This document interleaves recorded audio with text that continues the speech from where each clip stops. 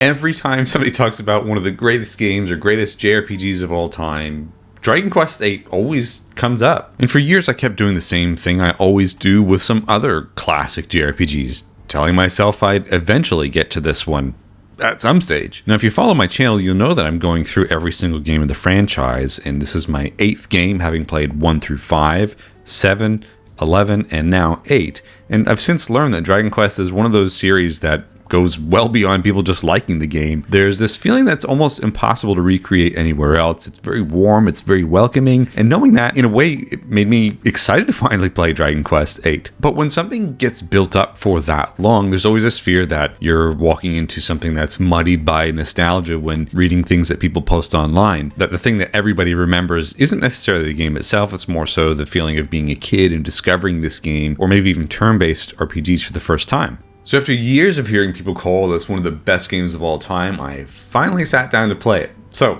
before we get to that, don't forget to like and subscribe, leave your thoughts down below, and just bear in mind some minor spoilers in today's video. Here we go. So I want to talk about the first few minutes of the game because they set something up that just kind of put its hook into me from the moment I turned the game on. The moment you hear the orchestrated soundtrack hit with the title screen, and I mean like the very first few notes, I had actual chills. I mean, I'd played enough Dragon Quest to know the music and what to expect, but hearing them played by a full orchestra coming through my TV on a PS2 just hits differently. It felt like a real adventure was beginning, and that was the moment that really set the tone for me. And then the voice acting hit, and that's when I thought, oh yeah, this is going to be something good. And we'll get to that here soon, believe me. But did the PlayStation 2 presentation surprise me? Yeah, it really did. I would say it aged quite well. Is it as polished as something like Dragon Quest XI on the Switch? No, but if you handed somebody this game today as a straight port, no modernization, it would absolutely still shine. It feels very period correct. It feels like what it's supposed to be for a PS2 JRPG. The world had that immediately familiar Dragon Quest vibe, charming and warm, obviously with the sense that something bigger was waiting around every corner, and I was hooked from the moment I put the disc in, believe me. Now, as far as the story goes, the setup is classic Dragon Quest, sure, but it actually works quite well. The story goes, an evil jester named Dual Magus steals a magical staff, curses an entire kingdom, and turns the king of Trodain into a troll, and his daughter, the princess, into a horse, and then disappears. You play as the hero, a royal guard who, for reasons the game holds back for very, very, very, very long, is the only one completely unaffected by this curse. Your job is to hunt Dual Magus down. It's simple. It works well enough to give you an effective why, which is exactly what I need for a game like this. What I didn't expect was to love this game just as much as I did. I knew I'd like it for sure, but I mean, to come out the other side after rolling credits, after all those hours feeling joyful, not relieved, not burned out, I just felt happy that I experienced that. That's a very special thing. But the story does have a great halfway twist. Spoilers here, obviously. I'd assumed that Dual Magus was the main villain for the whole ride. And then you beat him at the midway point in the game, and then it completely opens up. Suddenly there's a bigger picture, with 7 sages and a darker force behind everything. And looking back, you realize that it was being teased the entire time. Why was Dual Magus targeting certain people? Once you look at that and it kind of zooms out, it recontextualizes everything you've experienced with the story. What felt kind of condensed zooms out and you're like, wow, there's a lot more to it. The emotional highlight for me were all these small moments with Princess Medea. For most of the game, she's a horse, and the story builds this whole undercurrent of feeling around her. She's being dragged into a political marriage with Prince Charmley, who the game makes absolutely no effort to make likable. And rightly so, he's a And then midway, she briefly turns back into a human, just for a moment.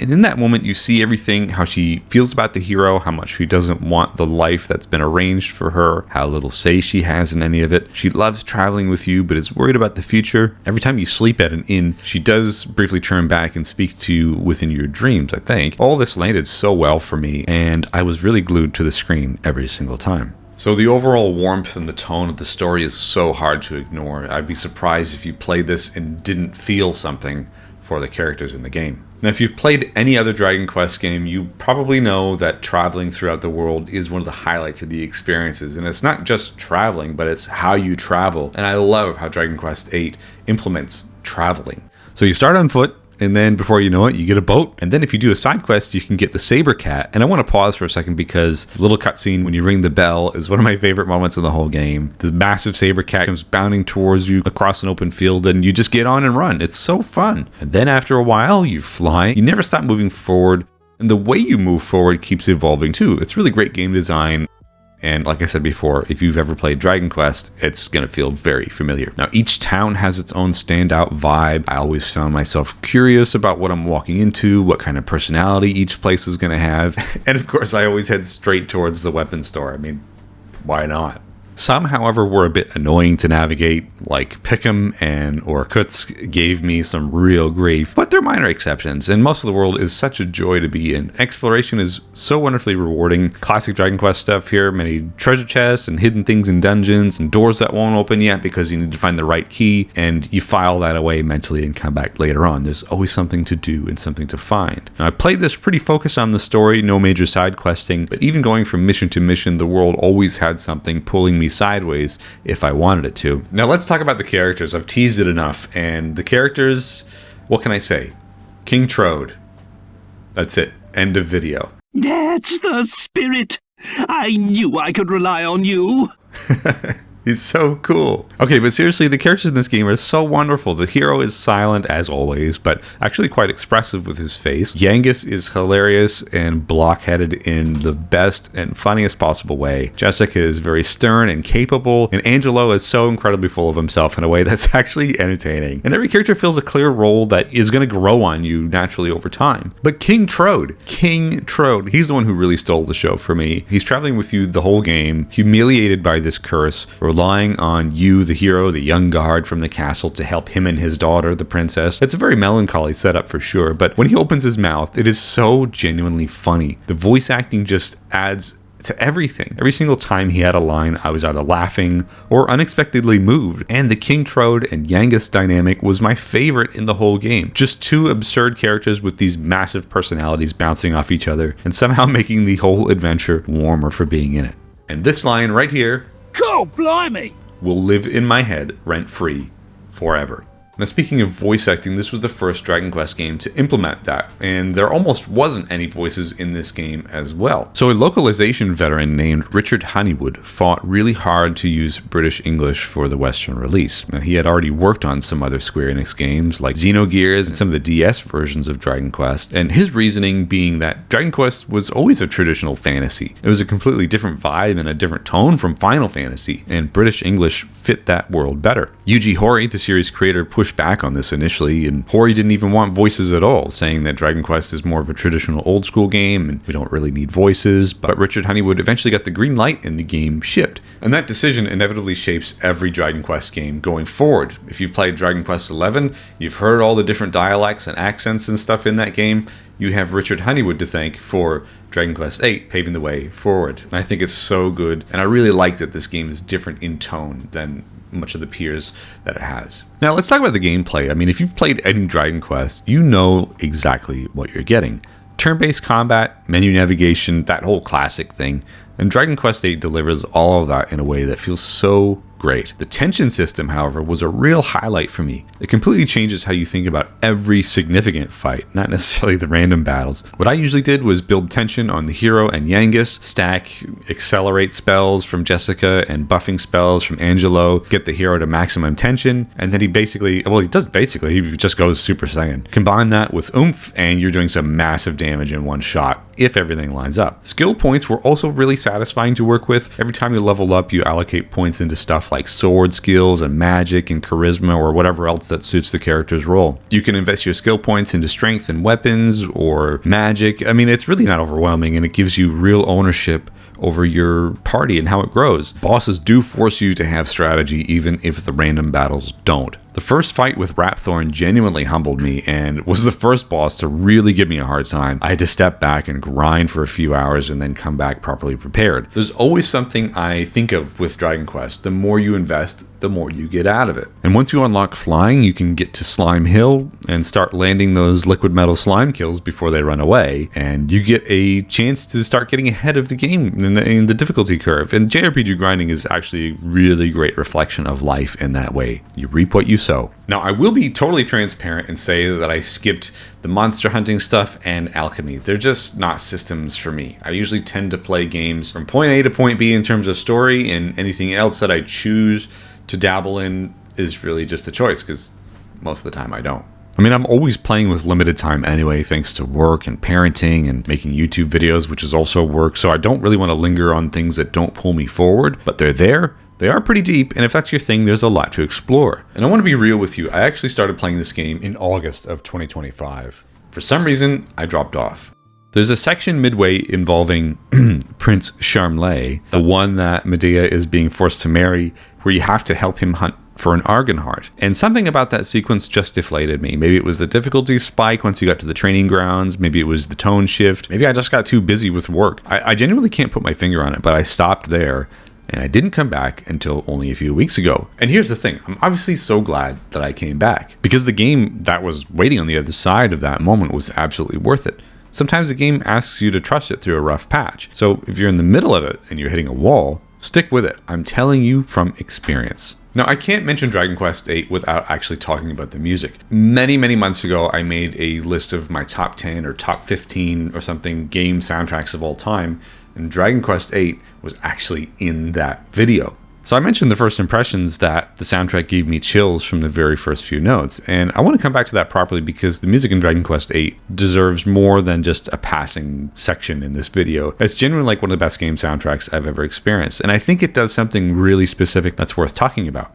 And being a musician, I want to spend some more time talking about some things that I love about these games, and music is one of the things that I love the most. So I hope you don't mind indulging me on some small music sections in this video today. So Koichi Sugiyama, the composer for every mainline Dragon Quest from 1986 right up until he passed in 2021, he understood really well that music is there to tell you how to feel about the world that you're in. Sugiyama composed in the style of these big sweeping orchestral composers of the 19th century, and what that style does is use the orchestra itself as the emotional palette. Strings carry the warmth, brass carries the sense of adventure or even danger depending on the situation, and woodwinds, I would say, carry a bit of whimsy. So when Sugiyama writes a town theme, for example, he's using specific instruments to tell you this is a safe place, you can chill out here. When he writes a dungeon theme, the lower register of the orchestra and sometimes the minor key makes you feel some tension. So you can just feel the vibes the music wants you to feel, and any good composer can do that effectively for sure. Dragon Quest VIII also featured a fully orchestrated soundtrack performed by the Tokyo Metropolitan Symphony Orchestra. And that's not a synthesized version trying to sound like an orchestra like we've heard before. That's the real thing. And the difference is genuinely enormous. There's warmth and weight to that live performance that no amount of digital approximation can capture well enough. It sounds alive. And that's one of the reasons why I would always recommend that you play the PlayStation 2 version of this game over the 3DS version, the soundtrack. One of the tracks that I kept coming back to was Chatting. It's so light and joyful with a little bit of skip to it. I heard it so many times across my almost 60 hours of gameplay that it's completely imprinted on me now. So I love it.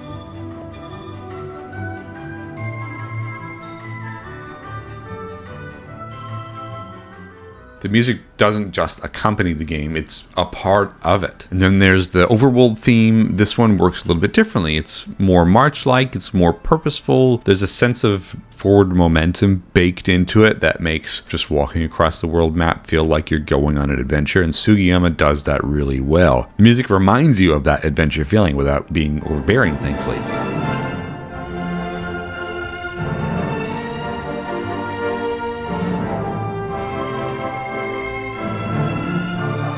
Now, what ties it all together is that Sugiyama reuses and evolves some of the same melodic DNA across the whole series. So once you've played multiple Dragon Quest games, you start hearing familiar things, a phrase surfacing in different contexts, a familiar chord progression turning up somewhere. It creates this kind of continuity across the entire franchise. It's almost like a revolving door of motifs throughout the series. Dragon Quest VIII sounds like Dragon Quest, unmistakably, because the same composer spent decades building almost like a musical language that's completely his own. So beyond being a obviously good game, I want to talk about why this game is so important. Dragon Quest in the West had always struggled to land the way it does in Japan, where it's like a genuine cultural institution. In the West, Final Fantasy skyrocketed in popularity. Dragon Quest might have been seen as like the old-fashioned alternative to Final Fantasy. Traditional, maybe even a bit behind, I guess, but I genuinely believe Dragon Quest VIII is the one where that narrative started to break down. I think it's important to tell you guys what Dragon Quest actually means to me, because obviously, I'm a super fan with all the stuff in the back. It's more than just a game to me, and I think if you've played enough Dragon Quest, you probably agree with what I'm about to say. There's a feeling that Dragon Quest gives you that I really haven't had from many other JRPGs. It's not the mechanics or the story. It's something more like coziness with scale. The world is huge. Sometimes the stakes are high, yes, and the whole thing somehow feels really warm and safe, like it genuinely wants you to enjoy yourself. Final Fantasy can feel very cinematic at times. Persona can feel like a very long chaptered novel with the months and days being the core of the gameplay loop. But Dragon Quest just feels like an adventure, the kind that you might have wanted to have as a kid, where the world is mysterious and every town has a secret around every corner. There's some treasure chests to find. There's always something new. That's very specific, and not every game can do that. And Dragon Quest VIII does it better than almost anything I've played. Think about what this game represented for the series. It was the transition from PlayStation 1 to PlayStation 2, from 2D sprites with Dragon Quest VII on polygonal backgrounds to fully realized 3D world with genuine scale. It was the first game to release with voice acting that had this kind of English-British dialogue to it. It was the moment that the localization team fought for those accents and the British humor and won. And in doing so, gave the series a distinct identity in the West that everything has since been built on. You can trace the DNA of 8 directly to 11. The scope, the warmth, the character dynamics, the way the world feels lived in, 8 is where that blueprint was written.